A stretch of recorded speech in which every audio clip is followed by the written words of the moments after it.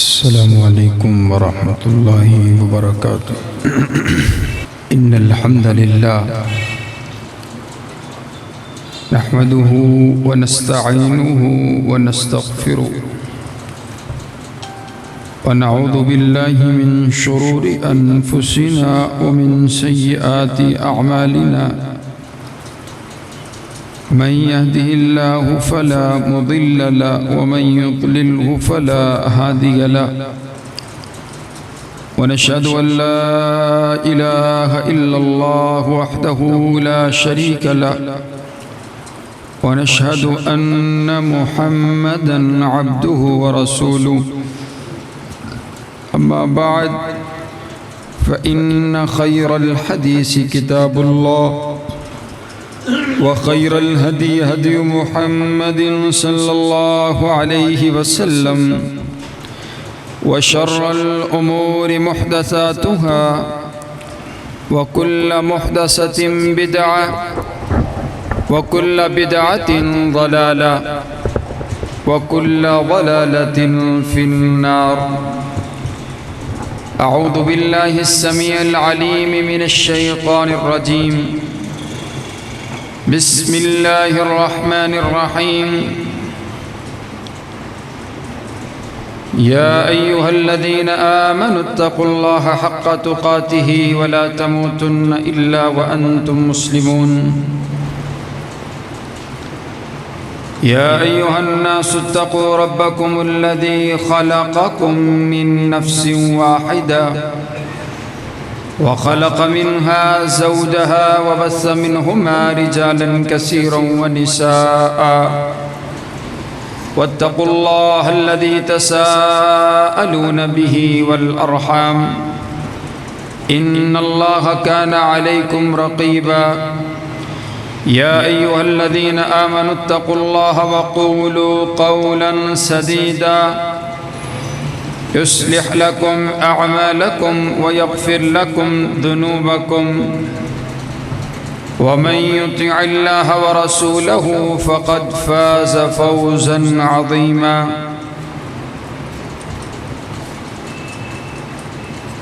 اللهم صل على محمد وعلى آل محمد كما صليت على إبراهيم وعلى آل إبراهيم إنك حميد مجيد اللهم بارك على محمد وعلى آل محمد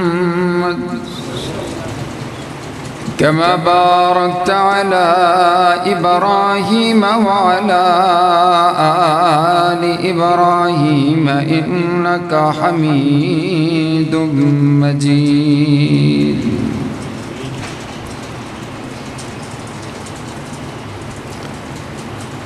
تمام قسم کی حمد و ثنا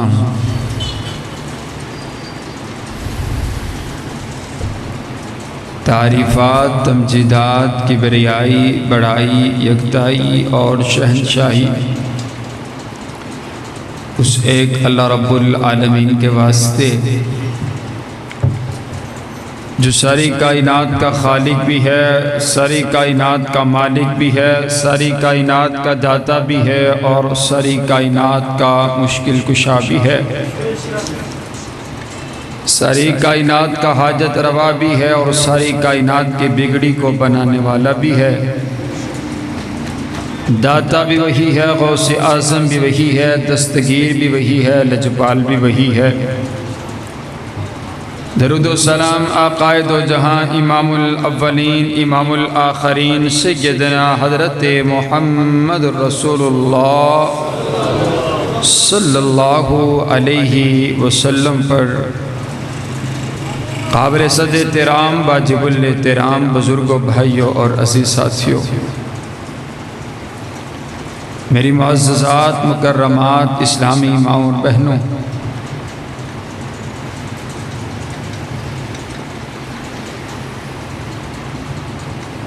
پچھلے جمعے کے اختتام پر ہمارے بڑے ہی پیارے اور محترم بھائی مجھے ملے اور انہوں نے کہا کہ آئندہ خطبہ جمعہ اگر آپ ہو سکے تو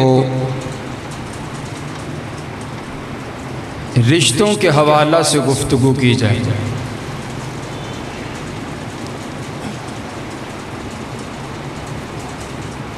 ہمارے معاشرے کے اندر یہ بات بڑی عام ہو چکی ہے کہ ہمارے رشتے اب جو خون کے ہے وہ بھی خون سفید ہو چکے ہیں۔ اسلام دین رشتوں کے بارے میں کیا کہتا ہے؟ نبی صلی اللہ علیہ وسلم نے ارشاد فرمایا، آپ فرماتے ہیں کہ اللہ نے اعلان کیا اور اعلان کر کے کہا کہ انا اللہ، میں اللہ ہوں۔ سبحان اللہ، اللہ خود اپنا تعارف کروا رہے ہیں، انا اللہ، میں اللہ، وَأَنَا الرحمن، اور میں رحمان ہوں۔ پھر کائنات کے شہنشاہ نے ارشاد فرمایا کہ یہ جو لفظ رحم ہے، رحم کہتے ہیں رشتوں کو ملانے کو، صلہ رحمی، رشتوں کو جوڑنے کو۔ آپ کائنات کے شہنشاہ نے اعلان کر کے فرمایا یہ جو لفظ ہے نا، لفظ شققتہ اسمی، میں نے اس کو اپنے نام سے نکالا ہے۔ اللہ کا کیا نام ہے؟ رحمان۔ کیا نام ہے بھائی؟ تو رشتہ داری کو اللہ نے اپنے نام سے نکالا اور اس کا نام رحم رکھا۔ رحم رشتوں کو ملانے کو کہا جاتا ہے۔ اللہ تعالیٰ نے جب اس کو پیدا کیا، رشتہ داری کو،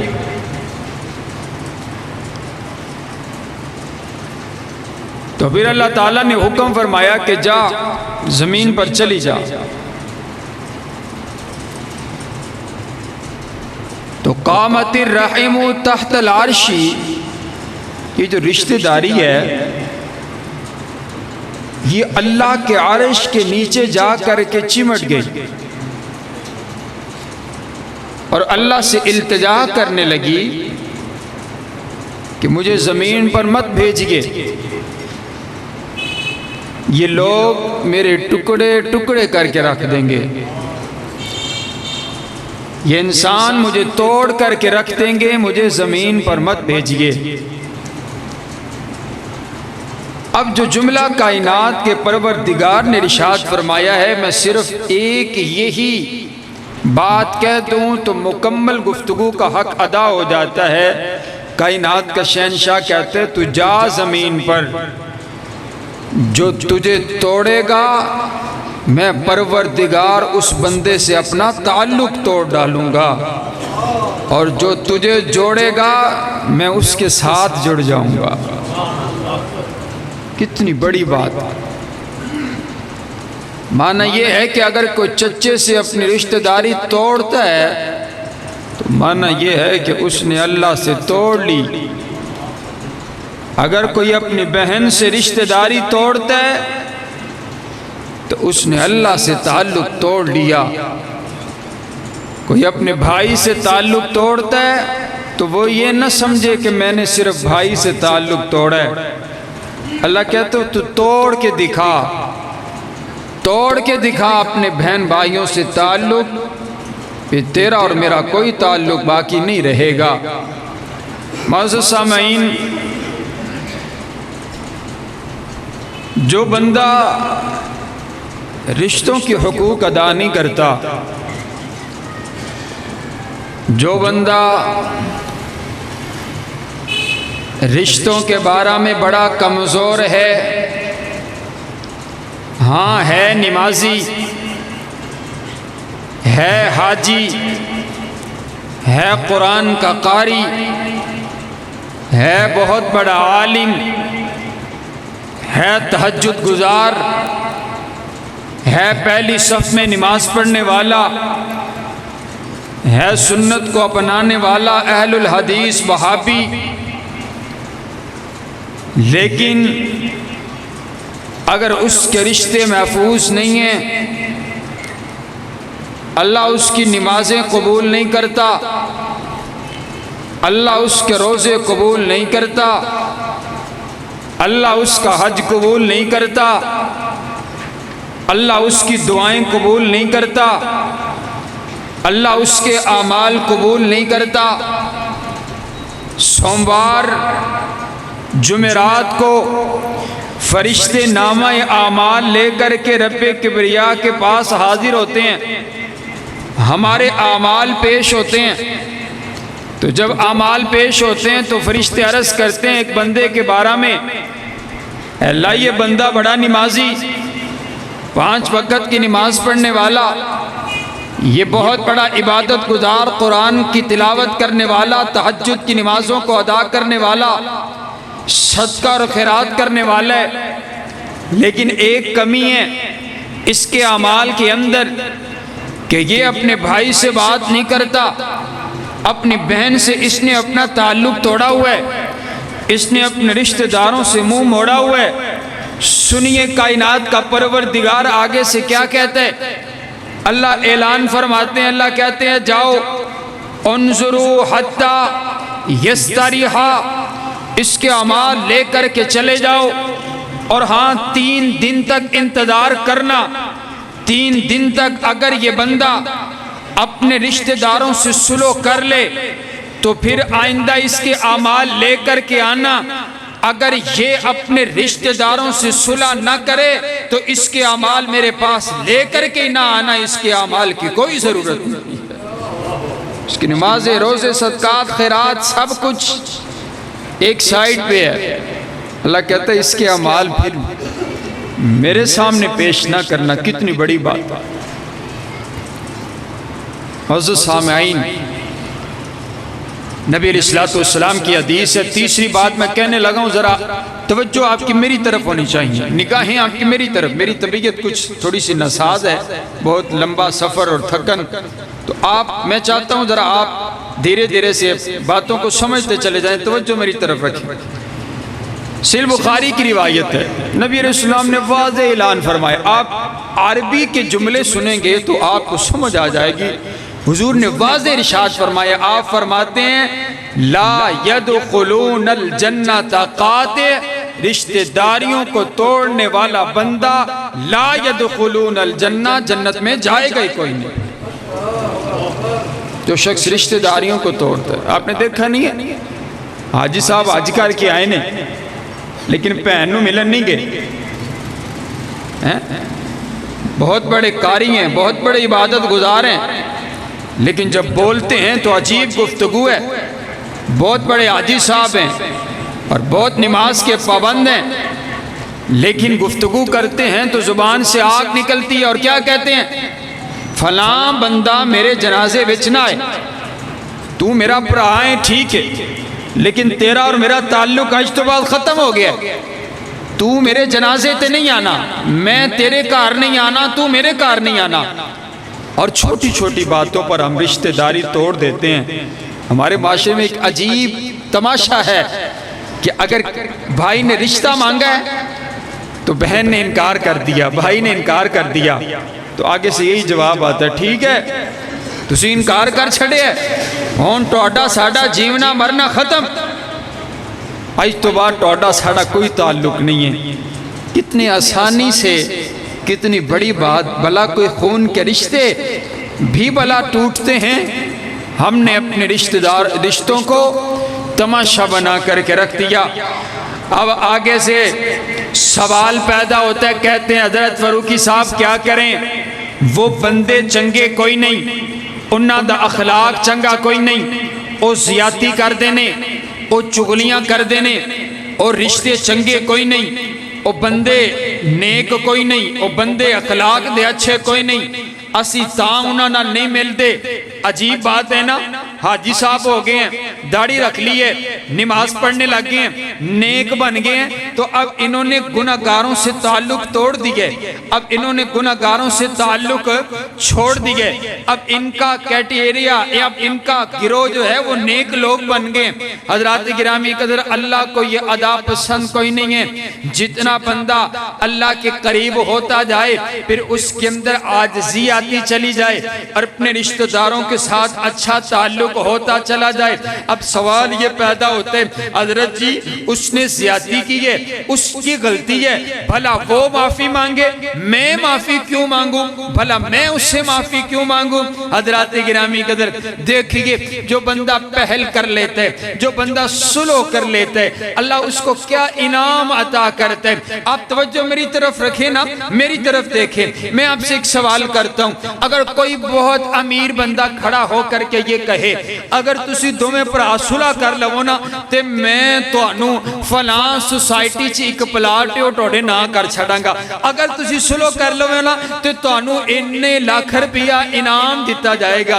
بندہ ایک منٹ لائے گا، اور یار دیکھ گالی کوئی نہیں ہے، صلح دیتے لو جی ہجے صلح ہو گئی ہے، لیکن آؤ سبحان اللہ، میرے پاک پیغمبر علیہ السلام نے بھی ایک انعام دیئے، میرے آقا نے بھی اس بندے کے لیے کہا ہے جو بندہ صلح کر لیتا ہے۔ آپ علیہ السلام نے ارشاد فرما دیا، آپ فرماتے ہیں جو حق پر ہونے کے باوجود، حق پر ہونے کے باوجود غلطی اس کی نہیں ہے، غلطی آگے والے بندے کی ہے، یہ حق رکھتا ہے ناراضگی کا، حق پر ہونے کے باوجود بھی آگے والے بندے سے جا کر معافی مانگ لیتے ہیں، آگے والے بندے سے جا کر کے صلح کر لیتے ہیں۔ یار چھڑ کوئی گل نہیں، گلاں ہوندیاں رہندیاں نے، کوئی گل نہیں، چل تو اللہ واسطے مینوں معاف کر دے، تیری زیادتی ہے تے میں معاف کرنا، میری زیادتی ہے تے مینوں معاف کر دے، آ صلح کر لئیے، آ سینے نال سینہ لا لئیے۔ آ فرماندے نے جڑا بندہ حق پر ہونے کے باوجود صلح کر لیتا ہے، آپ علیہ السلام نے فرمایا من ترک المرء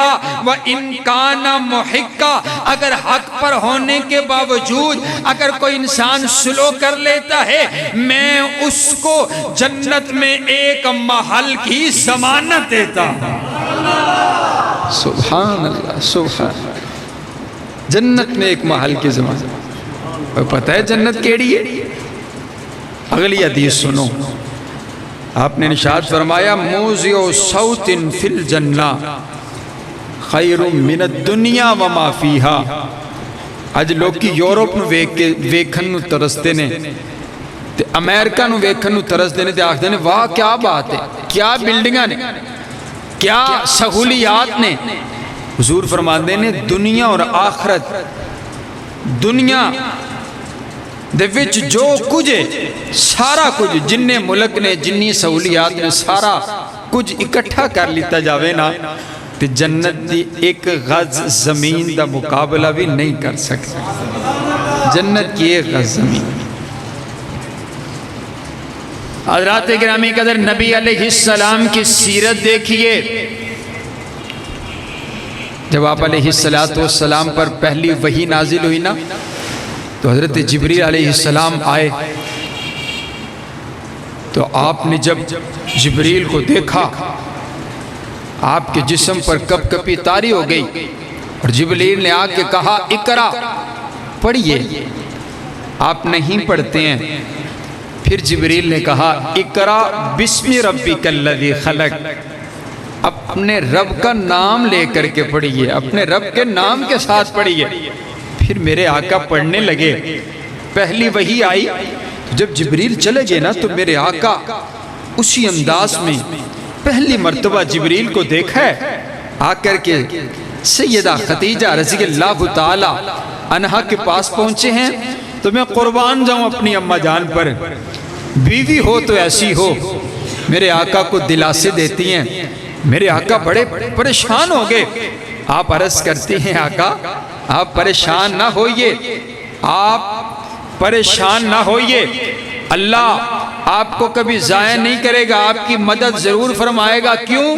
کیونکہ اِنَّكَ لَتَصِلُ الرَّحِمَ، آپ تو رشتوں کو ملاتے ہیں، سبحان اللہ، آپ تو بڑے مہربان ہیں، آپ گھبرائیے نہیں۔ وَتَحْمِلُ الْكَلَّ، آپ تو لوگوں کا بوجھ اٹھانے والے ہیں۔ آپ گھبرائیے نہیں، اللہ آپ کی ضرور مدد کرے گا۔ حضرات گرامی قدر، حضور علیہ السلام کی صفات کو اماں خدیجہ رضی اللہ تعالی عنہا نے بیان کیا ہے۔ آپ کی پہلی صفت کیا ہے؟ اماں جان عرض کرتی انکا لتصل الرحیم، آپ کی صفت ہے آپ رشتوں کو ملانے والے، آپ رشتہ داریاں توڑنے والے نہیں ہیں۔ حضرات گرامی قدر، نبی صلی اللہ علیہ وسلم سے کسی کافر نے آ کر کے سوال کیا اور پوچھتا ہے بتلائیے تو صحیح نا، من انتا، آپ کون ہے؟ آپ نے فرمایا انا رسول اللہ، میں اللہ کا رسول ہوں۔ پھر سوال کرتا ہے بتلائیے تو صحیح نا، آپ کون سی دعوت لے کر کے آئے ہیں؟ آپ کی دعوت کون سی ہے؟ آپ نے فرمایا میری دعوت یہ ہے تکسر الاوثان، میں بتوں کو توڑنے کے لیے آیا ہوں، دلوں کو جوڑنے کے لیے آیا ہوں۔ میرے دو کام ہیں، میں بتوں کو توڑنے آیا ہوں، دلوں کو چھوڑ۔ سبحان اللہ، میرے نبی نے پورا دین ہی بیان کر دیا۔ سبحان اللہ، بتوں کو توڑنے آیا ہوں، دلوں کو جوڑنے آیا ہوں۔ حضرات گرامی قدر، کیسے دل جوڑے میرے آقا نے؟ سبحان اللہ سبحان اللہ۔ آپ دیکھئے تو صحیح نا، مکے والوں نے آپ پر بڑا ظلم کیا، رشتہ دار ہیں، سگا چچا ہے لیکن آپ کو پتھر مارتا ہے، سگی چچی ہے لیکن آپ کے راستے کے اندر کانٹے بچھاتی ہے۔ کون سا دکھ ہے جو مکے والوں نے میرے آقا کو نہیں دیا ہے؟ میرے آقا کے کندھوں پر، کمر مبارک پر گندی اوجری کو لا کر کے رکھ دیا ہے۔ میرے آقا سربہ سجود ہیں کعبۃ اللہ کے اندر، اور کسی نے عتبہ اور کسی امیہ، یہ سارے گنڈے اور بدماش اکٹھے ہوئے انہوں نے شرارت کرتے ہوئے اونٹ کی گندی اوجری میرے آقا کی کمر مبارک پر لا کر کے رکھ دیے۔ میرے آقا سے اپنا سر مبارک اٹھایا نہیں جاتا۔ میرے ایک صحابی نے جا کر کے اماں فاطمہ کو جا کر کے بتلایا، فاطمہ بھاگ کر کے آئی ہیں، دیکھا ابا جان سر مبارک سجدے میں رکھا ہوا اور آپ کی کمر مبارک پر گندی اوجری کو رکھا ہوا ہے۔ اماں جان چھوٹی سی عمر آپ کی ننھے ہاتھوں سے آپ اس اوجری کو ہٹاتی ہیں اور آپ عرض کرتی ہیں اے میرے بابا جان، آپ کو یہ لوگ کیوں تنگ کرتے ہیں؟ آپ کو یہ لوگ کیوں ستاتے ہیں؟ آپ جو ان کو دعوت دیتے ہمیں دے دیا کریں، آپ جو ان کو بتاتے ہیں ہمیں بتلا دیا کریں۔ حضرات گرامی قدر، کون سا ایسا دکھ ہے جو میرے آقا کو نہیں دیا گیا؟ میرے آقا کو شیب ابی طالب کی گھاٹیوں میں آپ پر پتھروں کا برساؤ کیا گیا اور آپ کا جسم لہو لہان ہو گیا، آپ کو دیوانہ کہا گیا، آپ کو مجنون کہا گیا، آپ کو شاعر کہا گیا، آپ کی بیٹیوں کو طلاقیں دے دی گئی ہیں۔ کون سا ایسا ظلم جو آپ پر نہیں ہوا؟ لیکن جب تک آپ مکے میں ہیں، اللہ کی رحمتیں مکے میں نازل ہوتی ہیں۔ ان سب نے مل کر کے یہ بات بھی کہتی، اگر آپ اللہ کے سچے رسول ہیں تو آپ پھر کہیں اپنے رب سے اور آسمانوں سے پتھروں کا نزول ہو جائے، ہم پر عذاب آ جائے۔ اللہ نے کہا نہیں ہو میرا سونا نبی، تیری ذات یہاں پر موجود ہے اور ہم نے تجھے رحمت بنا کر کے بھیجے، جب تک تو موجود ہے ان پر عذاب نہیں آئے گا۔ جب میرے آقا مکہ سے ہجرت کر کے مدینہ چلے گئے نا، تو مکہ والوں پر پہلا عذاب آیا قحط سالی کا، دانے ختم ہو چکے ہیں، کھانے کو نوالا نہیں ہے، بچے بھوکے اور پیاسے مر رہے ہیں، قحط سالی پڑ گئی ہے۔ اب ان لوگوں نے قاصد بھیجا، خط بھیجا، قاصد بھیجا اور جا کر کے کیا کہنے لگے ہیں؟ مانا کہ ہم نے آپ سے بڑی زیادتی کی ہے لیکن ہے تو ہم آپ کے رشتہ دار ہیں نا، ہے تو ہم آپ کے دادکے ہیں نا، ہے تو ہم آپ کے خاندان والے ہیں۔ اے سنو میرے نبی کے غلاموں، میرے نبی کو دل و جان سے ماننے والوں، میرے آقا نے یہ نہیں کہا جاؤ اب تو وقت آیا بدلہ لینے کا، مرو بھوکھی اور پیاسے رہو۔ کون سا دکھ ہے جو تم نے مجھے نہیں دیا؟ نا بابا نا۔ میرے آقا نے جب یہ بات سنی، میرے رشتہ دار میرے خاندان والے بھوکے اور پیاسے رہ رہے، میرے آقا نے ہاتھ اٹھا دیے، اے اللہ جیسا بھی انہوں نے ظلم کیا ہے تو میرے رشتہ دار، اے اللہ بارشوں کا نزول کر دے۔ ابھی قاصد واپس مکے نہیں پہنچا، اللہ نے میرے نبی کی دعا قبول کر کے آسمانوں سے بارشوں کا نزول فرما دیا تھا۔ میرے آقا کی سیرت، حضور علیہ السلام رشتوں کو ملانے کے لیے آئے۔ میرے رشتوں کا مطلب ہی میرے آقا نے سمجھایا ہے۔ ماں کو مقام دیا تو میرے نبی نے، سبحان اللہ، بیٹی کو مقام دیا تو میرے نبی نے، کیا حیثیت تھی رشتہ داروں کی۔ میرے آقا سے پہلے میرے آقا نے ہر کسی کو مقام دیا۔ حضرات گرامی قدر، اما جان نے دوسری آپ کی صفت بیان کی اور کیا کہا؟ وَتَحْمِلُ الْكَلَّ، آپ لوگوں کا بوجھ اٹھانے والے۔ ایک ضعیف روایت ہے، کچھ کہتے ہیں صحیح ہیں، کچھ کہتے ہیں نہیں صحیح۔ آپ نے سنا ہوگا، آپ علیہ السلام چل رہے ہیں، ایک بڑھیا کو دیکھا تو وہ اپنا سامان باندھ کر کے کھڑی ہوئی ہے۔ تو آپ پوچھتے ہیں اماں کہاں جانا ہے؟ کہا میں نے مکے سے باہر جانا ہے۔ کہا اماں یہ جو بوجھ ہے، یہ جو آپ کی گٹھلی ہے، یہ میں نہ اٹھا لوں؟ اماں جان کہتی بیٹا بڑی اچھی بات ہے، گٹھلی اٹھا کے میرے آقا ساتھ ساتھ چل رہے ہیں۔ تو میرے آقا نے پوچھا اماں مکے کو چھوڑ کر کے کہاں جا رہے ہو؟ تو کہنے لگی بیٹا لگتا ہے آپ کو نہیں پتا، مکے میں ایک جادوگر آ گیا ہے اور جو ان کے پاس بیٹھتا ہے، جو ان کی بات سنتا ہے، وہ ان کا ہو جاتا ہے، اپنے آباء و اجداد کا دین چھوڑ دیتا ہے۔ تو بھی ان کے پاس نہ جانا، میں اس سے ڈر کر کے بھاگ رہی ہوں، کہیں میری اس سے ملاقات نہ ہو جائے۔ میرے آقا سن رہے ہیں۔ جب مکے سے باہر پہنچ گئے، سامان اماں جان کا زمین پر رکھا، جانے لگے۔ اماں پوچھتی ہے بیٹا تو اپنا تعارف کروانا، تیری بڑا اچھا اخلاق ہے، بڑا اچھا انداز ہے، ذرا بتلا تو صحیح نا تو کون ہے؟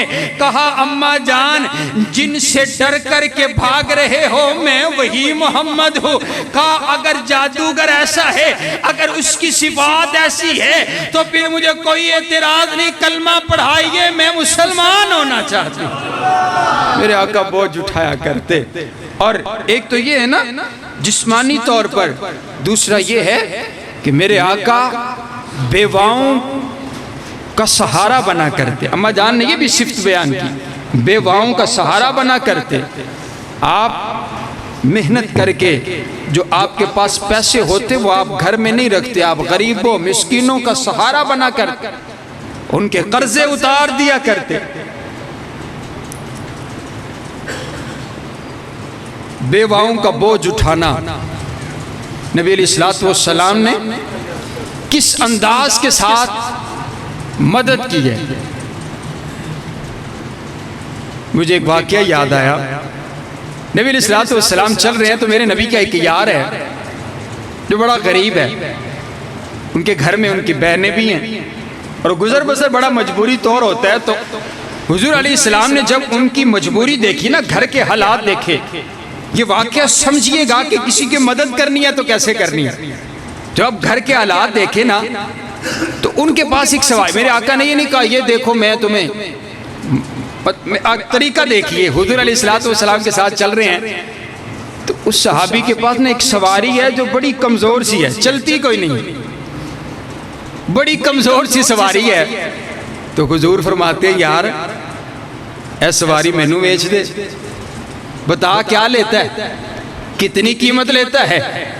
حضور علیہ السلام نے نا وہ سواری ان سے خرید لی، اچھے داموں میں، اچھے دام لگائے، سواری بڑی ماری ہے، لیکن جب حضور علیہ السلام کے پاس آئی نا تو اب سبحان اللہ وہ ماڑی نہیں رہی ہے، اب وہ صحیح ہو گئی، سبحان۔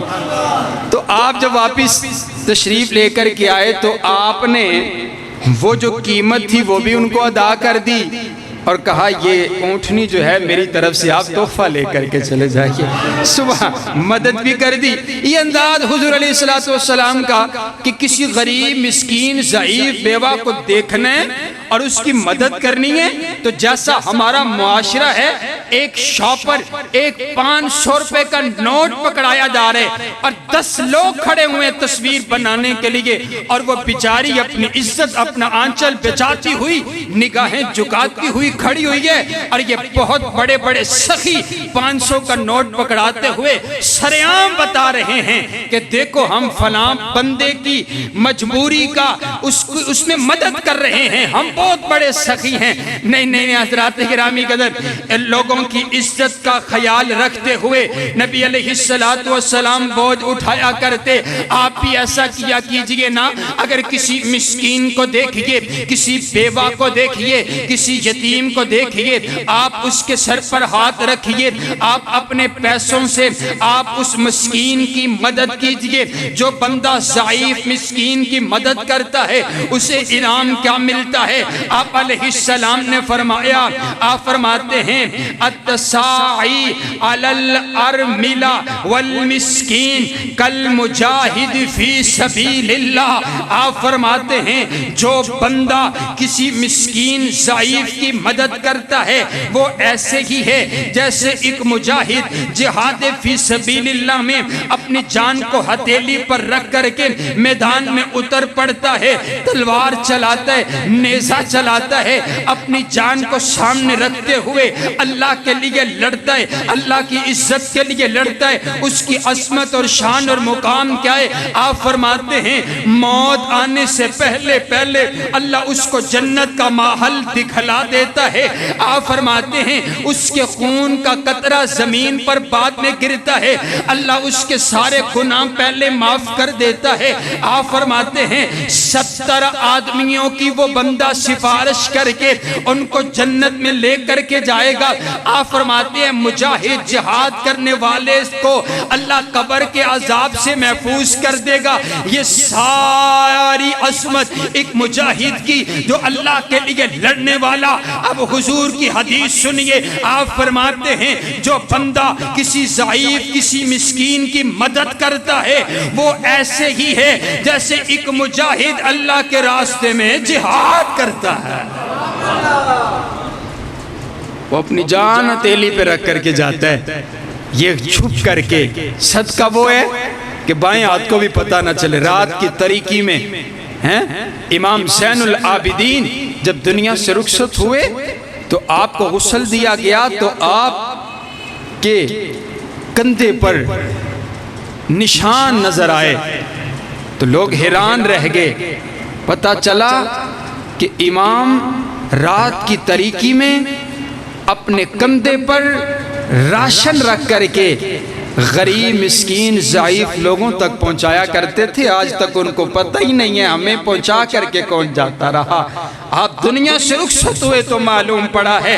حضرات گرامی قدر آئیے جو بندہ غریب ضعیف مسکین کی مدد کرتا ہے، رشتوں کو جوڑتا ہے، بیواؤں کے حقوق کا خیال رکھتا ہے، اس کی دعائیں قبول ہوتی ہیں۔ حضرات گرامی قدر توجہ رکھیے، مولانا عبد المالک مجاہد یہ دارالسلام والے انہوں نے ایک کتاب لکھی ہے دعاؤں کی قبولیت کے سچے واقعات۔ اس کے اندر ایک واقعہ نقل کیا، ریاض شہر کا ایک شخص ہے، اس کے بارے میں واقعہ نقل کیا۔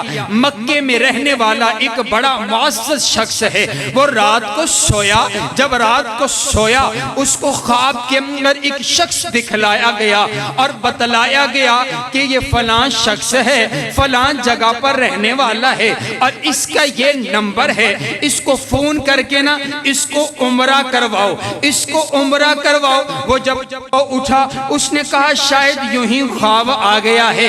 وہ تھوڑے دنوں کے بعد پھر سویا، اس کو پھر وہی خواب آیا، تیسری بار پھر سویا، اس کو وہی خواب آیا، فلاں شہر میں فلاں بندہ ہے، اس کا فلاں فون نمبر ہے، اور وہ فون نمبر بھی اس کو یاد ہو گیا کہ فلاں فون نمبر ہے اور اس کو جا کر کے عمرہ کرواؤ۔ خواب کے اندر دکھلایا گیا ہے، یہ آیا اپنے مسجد کے امام کے پاس آ کر کے سارا واقعہ سناتا ہے۔ ایسے 3 مرتبہ مجھے خواب آئے، اسی شخص کے بارے میں خواب آئے، وہی نمبر بتلایا جاتا ہے اور حکم ہوتا ہے اس بندے کو عمرہ کروائیے۔ امام صاحب کہنے لگے کیا آپ اس بات کی استطاعت رکھتے ہیں؟ کہا بالکل میں استطاعت رکھتا ہوں۔ کہا پھر کروائیے عمرہ۔ انہوں نے وہ نمبر جو خواب میں دکھلایا گیا، انہوں نے وہ نمبر ملا لیا اور کہا بھائی آپ ریاض سے بات کر رہے ہیں؟ جی بالکل یہ آپ ہی کا نمبر ہے، بالکل میرا نمبر ہے۔ کہا میں آپ کو عمرہ کروانا چاہتا ہوں۔ وہ کہنے لگا لگتا ہے آپ کا غلط نمبر مل گیا ہے، آپ کا اور میرا تو کوئی تعلق نہیں، کوئی رشتہ نہیں ہے، آپ مجھے عمرہ کیسے کروانا چاہتے ہیں؟ کہا آپ میری بات مان لیجئے، میری خواہش ہے میں آپ کو عمرہ کروانا چاہتا ہوں۔ کہا اگر کروانا چاہتے ہو تو ایک شرط ہے، میں ریاض میں رہتا ہوں اور بڑی دور کا سفر ہے، مجھے آ کر کے لے کر کے چلے جاؤ، عمرہ کروا کر کے مجھے آپ نے گھر واپس چھوڑنے۔ اگر یہ بات مانتے ہیں تو ٹھیک ہے۔ کہا بالکل میں آنے کے لیے تیار ہوں۔ کہا ٹھیک ہے میں عمرہ کرنے کے لیے تیار ہوں، آپ سواری لے کر کے چل دیئے۔ جب ریاض پہنچے نا تو اس بندے کی شکل و صورت دیکھی، بظاہری طور پر وہ بڑا کوئی معزز شخص نظر نہیں آیا، بہت بڑا کوئی عبادت گزار شخص نظر نہیں آیا، اس کے ماتھے پر کوئی محراب نظر نہیں آیا۔ بندے کے ذہن میں خیال یہ تھا وہ کوئی بڑا معزز شخص ہوگا، بڑا عبادت گزار ہوگا کہ جس کے بارے میں مجھے خواب آیا ہے کہ اس کو عمرہ کروائیے۔ ہاں مگر بس جو حکم تھا کہا آؤ چلتے ہیں، عمرے کے لیے چل دیئے۔ جب بیت اللہ پہنچے نا اللہ آپ سب کو لے جائے، جب بندہ پہلی مرتبہ بیت اللہ کی زیارت کرتے، بڑے بڑے گناہگار، بڑے بڑے پاپی، بڑے بڑے خطاکار جب نگاہ اٹھا کر کے میرے رب کے گھر کو دیکھتے ہیں ڈھائی مار کر کے رونے لگتے ہیں۔ میں نے وہ بیان نہیں کیا جا سکتا اس وقت جو احساس ہوتے انسان کے جسم پر جو کفیت ہوتی ہے، آنسوؤں کی لڑیاں جاری ہوتی ہیں اور ایک وجاہت انسان کے اوپر طاری ہو جاتی ہے۔ وہ بیت اللہ کو جب پہلی نگاہ اٹھا کر کے دیکھا جاتا ہے انسان کو اپنے گناہ یاد آ جاتے ہیں اور انسان رب کے سامنے عاجز ہو جاتا ہے، انکسار ہو جاتا ہے۔ اور حضور نے فرمایا نا پہلی نگاہ جب کعبۃ اللہ میں پڑے تو جو بھی دعا مانگو اللہ دعا کو قبول کر لیتا ہے۔ یہ کہنے لگے میں پہلے دعا کروں اللہ ہم سب کو بار بار مکہ اور مدینہ کی زیارت نصیب فرمائے۔ بڑا دل بیتاب ہے، بڑا دل تڑپ رہا ہے، وہ کعبۃ اللہ کی چوکھٹ پر جا کر کے وہ حتیم میں جا کر کے بیٹھنا اور وہ کعبۃ اللہ کے دروازے کو پکڑ کر کے سینے کے ساتھ لگا کر کے اپنے رب سے باتیں کرنے کو بڑا جی کرتا ہے، وہاں پر جا کر کے آنسو بہانے کو بڑا جی کرتا ہے، وہاں پر جا کر کے رو رو کر کے رب کو منانے کو بڑا جی کرتا ہے۔ حضرات گرامی قدر دعا کریے نا اللہ ہم سب کو اسی مہینے اپنے گھر کی زیارت نصیب فرمائے، ہم بھی جائیں اور بیت اللہ کا طواف کرتے ہوئے صدائیں لگائیں کہ لبیک اللہم لبیک لبیک لا شریک لک لبیک ان الحمد والنعمت لک والملک لا شریک لک۔ ہم بھی جا کر کے عرض گزاری کریں رب میں حاضر، رب میں آ گیا، اے اللہ میں آ گیا، تیرا گناہگار بندہ آ گیا، تیرا خطاکار بندہ آ گیا، تیرا گناہگار بندہ تیرے دربار میں حاضر ہو گیا، اپنے گناہوں کو معاف کروانے کے لیے آ گیا، تجھے راضی کرنے کے لیے آ گیا۔ لبیک اللہم لبیک، اے اللہ میں تیرے دربار میں حاضر ہو گیا۔ ہم نے تو اپنی نگاہوں سے رحمتوں کا نزول ہوتے ہوئے دیکھا ہے، کعبۃ اللہ کو پیچھے بیٹھ کر کے صرف دیکھتے ہی جائے اسے دیکھنا بھی ثواب ہے، اور انسان کی جو کفیت ہوتی ہے وہ بیان نہیں کی جا سکتی۔ وہ کہتے ہیں میں ان کو لے کر کے چلا گیا، کعبۃ اللہ پر جب پہلی نظر پڑی ہے لیکن اس بندے بندے کا پہلی نظر پر بھی کوئی اثر نہیں پڑا، وہ بالکل نارمل جسم کے ساتھ وہ میرے ساتھ چلتا گیا۔ مجھے غصہ آیا، میں حیران ہو گیا کہ اسے تو کوئی اثر نہیں پڑا، اس کی تو جسم کی حالت کیفیت نہیں بدلی ہے۔ کہا میرے ساتھ اس نے طواف کیا، میرے ساتھ صفا اور مروہ کی سعی کی ہے، عمرہ مکمل کر لیا اور عمرہ مکمل کیا۔ میں نے کہا چلو اب چلتے ہیں، کہا بالکل چلتے ہیں۔ تھوڑا دور گیا نا تو کہنے لگا اگر آپ مجھے اجازت دیں تو میرا دل چاہتا ہے میں 2 رکعت نماز ادا کر لوں، میرا دل چاہتا ہے میں 2 رکعت نفل ادا کر لوں۔ حضرات گرامی قدر سنیے، میرے آقا کی حدیث ہے، آپ نے ارشاد فرمایا جب بندہ عمرہ ادا کرتا ہے اللہ اس کی زندگی کے پچھلے سارے گناہوں کو معاف کر دیتا ہے، لیکن انسان کے جتنے گناہ ہوتے ہیں، جتنا دل سخت ہوا ہوتا ہے، دل کے اوپر جتنا زنگ آیا ہوتا ہے، اس کو اترنے پہ بھی وقت لگتا ہے۔ اس کو وقت لگا لیکن اب آ گیا، 2 رکعت نماز کعبۃ اللہ کے سامنے آ کر کے اللہ اکبر کی صدا لگاتا ہے۔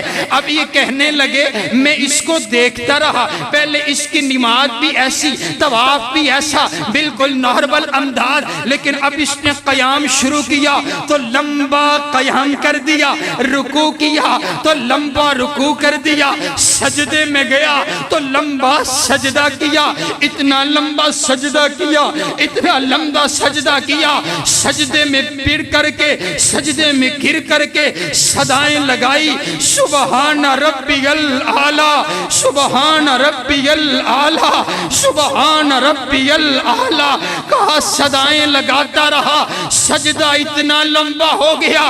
آخر کار میں نے جب اس کو ہلایا تو دیکھا اس کی روح قبض ہو چکی تھی۔ میں کب آ گیا آخر یہ بندہ کون ہے جس کو اللہ نے مجھے خواب میں دکھلایا، مجھے خواب میں دکھلایا، پھر اپنے گھر میں بلایا، پھر اس کے دل کی صفائی کیے، پھر اس کو اپنے دربار میں حاضر کروایا، پھر یہ سربہ سجود ہوا، پھر سبحان ربی الاعلیٰ کہتا کہتا اپنے پروردگار کے پاس پہنچ گیا۔ حضور فرماتے ہیں جس حالت میں بندہ مرتا ہے اسی حالت میں اٹھایا جائے گا۔ کیا خوبصورت موت ہے، کل قیامت والے دن اٹھے گا، سبحان ربی الاعلیٰ کی صدائیں لگاتے ہوئے اپنے رب کے پاس جائے گا۔ کہا میں نے سعودیہ، میں نے مکہ کے بڑے امیروں کے ساتھ میں نے ملاقات کی، اس کا نماز جنازہ امام صاحب نے پڑھایا، لاکھوں لوگوں نے اس کا جنازہ پڑھا، وہاں ہوتا تو چند لوگ جنازہ پڑھتے، مکے کے امام نے جنازہ پڑھایا۔ پھر میں نے وہاں کی انتظامیہ سے ملاقات کی، میں نے کہا میں نے اس سے وعدہ کیا تھا کہ میں تجھے تیرے گھر پر واپس چھوڑوں گا، آپ کے ہی ملک کا بندہ ہے، آپ اجازت دیں تو میں واپس لے جاؤں۔ کہا میں اس کی لاش کو میں اسی ساتھ لے کر کے اس کے گھر کے اندر پہنچایا، اسے دفنایا، واپس آیا، اس کی اہلیہ سے ملاقات کی۔ میں نے کہا بہنا ذرا مجھے یہ تو بتانا اس بندے کی نیکی کیا تھی، مجھے اس نے حیران چھچر کر دیا ہے۔ کہنے لگی بھائی اس کی اور کوئی نیکی نہیں تھی، ایک نیکی اس کی بڑی خوبصورت تھی، ہمارے 4 سال گزر چکے ہیں، ہمارے ساتھ جو گھر ہے نا ان کے خاوند فوت ہو چکے ہیں اور وہاں ایک بیوہ رہتی ہے، یہ جب بھی کام کاج کر کے رات کو واپس آتا ہے، جہاں پر ایک ہاتھ میں اپنے بچوں کے لیے کھانا لے کر آتا ہے، دوسرے ہاتھ میں اس بیوہ کے لیے اور یتیم بچوں کے لیے کھانا لے کر کے آتا ہے اور آ کر کے دروازہ بجا دیتا ہے۔ وہ یتیم بچے سارا دن اس کا انتظار کرتے ہیں اور جب بھی ان کو کھانا ملتا ہے تو وہ اماں، وہ بوڑھی اماں اور وہ بیوہ عورت دعا دیتی ہے اور کہتی ہے اے اللہ اس بندے کی آخرت اچھی کرنا، اس بندے کی آخرت اچھی کرنا۔ کہا یہ اس کی دعا ہے، اس کی دعا کی وجہ سے اللہ نے اس کو اتنی خوبصورت موت عطا فرمائی۔ معزز سامعین، بہت بڑا اجر اور ثواب ہے۔ حضور نے فرمایا جو بندہ یتیم کے سر پر ہاتھ رکھ دیتا ہے نا، اس کے ہاتھ کے نیچے جتنے بال آتے ہیں اللہ اس کو اتنی نیکیاں آتا ہے۔ ڈھونڈا کیجئے، تلاش کیا کیجئے، ایسی نیکیاں تلاش کیا کیجئے۔ حضرات گرامی قدر، قرآن پاک کی آیت ان اللہ یأمر بالعدل والاحسان، اللہ تعالیٰ نے عدل کا، انصاف کا حکم فرمایا ہے، اور اللہ تعالیٰ نے رشتہ داری کو ملانے کا حکم فرمایا ہے۔ عدل اور انصاف کیجئے، رشتہ داروں پر خرچ کیجئے۔ نبی علیہ السلام کا یہ انداز، جب آپ کے گھر میں قربانی ہوتی نا، آپ کہتے ہیں فلاں گھر میں بھی دے کر آؤ، فلاں گھر میں بھی دے کر آؤ، فلاں گھر میں بھی دے کر کے آؤ۔ پوچھنے والے پوچھتے آقا کیا بات ہے؟ وہ لوگ کون ہیں؟ کہا یہ میری خدیجہ کے سہیلیاں ہیں، سبحان اللہ، یہ میری خدیجہ کے رشتہ دار ہیں، یہ میری خدیجہ سے پیار کرنے والے ہیں۔ حضرات گرامی قدر، انداز یہ ہے حضرت یوسف علیہ السلام، رشتہ داری کا معنی یہ ہے کہ معاف کر دیجئے، معاف کر، اگر وہ غلطی ان کی بھی ہے تو پھر بھی۔ حضرت یوسف علیہ السلام کو بھائیوں نے کیا کیا ظلم نے کیا ہے، اور کنویں پہ لٹکا دیا اور بے یار و مددگار چھوڑ کر کے چلے گئے۔ لیکن آپ تخت پر بیٹھے ہیں، آپ بادشاہ ہیں، لیکن جب بھائی واپس آئے ہیں، بھائیوں نے معافی مانگی ہے تو کیا کہا؟ لا تثریب علیکم اليوم، اور جاؤ میرے بھائیوں میں تم سبھی کو معاف کرتا ہوں۔ حضرات گرامی قدر، جو بندہ معاف کر دیتا ہے اللہ تعالیٰ اس سے بڑا راضی ہوتا ہے۔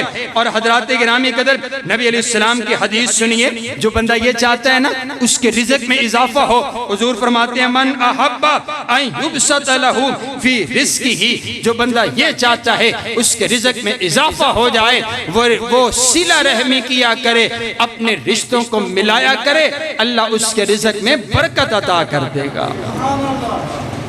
میں نے بڑے بڑے لوگوں کو دیکھا ہے، ان کے اندر یہ خاصیت پائی جاتی ہے، اللہ نے بڑا رزق دیا ہے، آپ ان کے پاس بیٹھیں تو آپ کو یہ صفت لازمی ملے گی، لازمی ملے گی۔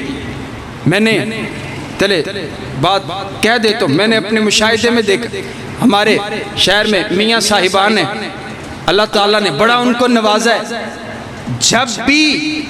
جب بھی کسی نے بھی کہا کہ علماء تشریف لے کر کے آ رہے ہیں تو دسترخوان لگتا ہے تو ان کے دروازے پر لگتا ہے، اور جو اس انداز کی خدمت کا جذبہ رکھتے ہیں نا، اللہ ان کے رزق کے دروازے کھول دیتا ہے، اور جو تنگ دلی رشتوں کو توڑتے ہیں، بڑے بڑے پیسہ تو ہے لیکن سکون کوئی نہیں ہے۔ حضرات گرامی قدر، آئیے آخری بات کروں، میں بات مکمل کرتا ہوں۔ یہ ایک قرآن پاک میں ایک سورت ہے جس کا نام ہے سورۃ النمل۔ کون سی سورت ہے؟ سورۃ النمل۔ ایک چونٹی، ایک کیڑی، اس کے نام پر اللہ نے سورت کا نام رکھ دیا، سبحان اللہ۔ کیسے نام رکھا؟ اس کی کیا صفت تھی؟ حضرت سلیمان علیہ السلام لشکر لے کر کے آ رہے ہیں، یہ چونٹی اپنے تمام رشتہ داروں کے ساتھ باہر کھڑی ہوئی ہے، اپنے رشتہ داروں سے نا کلام کرتی ہے، اور کیا کہتی ہے؟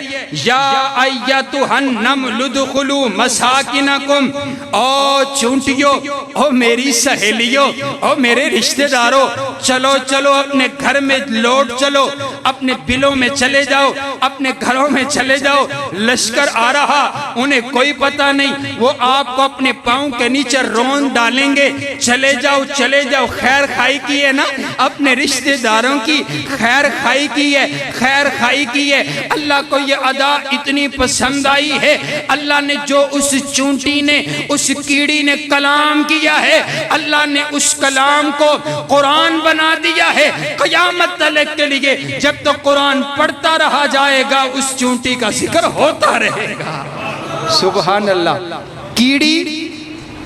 کیڑی نو بچا رہی ہے تے اتھے پائی نو وڈ رہے ہے، چند پیسیاں دی خاطر کہ چلو اندہ حصہ میں نو مل جاوے، چند پیسوں کی خاطر بھائیوں کو قتل کیا جا رہا ہے، رشتوں کو توڑا جا رہا ہے۔ آپ نے دیکھا نہیں ہے، دنیا سے چلا گیا باپ، اب بہن بیچاری کرائے کے گھر کے اندر پڑی ہوئی ہے، لیکن یہ اس کو حصہ نہیں دیتا ہے، حصہ نہیں دیتا ہے۔ بہن کو تڑیاں لگائی جا رہی ہیں، میں نے اپنی آنکھوں سے دیکھا۔ ہمارے رشتہ دار معاملات ایسے ہی ہیں، بڑے بڑے عجیب معاملات ہیں۔ کہا اگر تم نے حصہ مانگا تو پھر اپنے بھائی کی شکل نہ دیکھنا، پھر تیرا اور میرا تعلق ختم ہو گیا۔ تو پھر آختے نے میری بہن نے مینو معاف کر چھڑیا، میری بہن نے مینو حصہ معاف کر چھڑیا۔ میں نے کہا بڑی عجیب بات ہے، بہنیں ہی معاف کرتی ہے، ہم نے کبھی یہ نہیں سنا کہ فلاں بھائی نے اپنی بہن کو اپنا حصہ معاف کر دیا، یہ کبھی نہیں سنا۔ وہ بیچاری مظلوم، وہ کمزور، ان پر حق جتلاتے ہو، ان کو دھمکیاں دیتے ہو، اللہ کو کیا منہ دکھلاؤ گے؟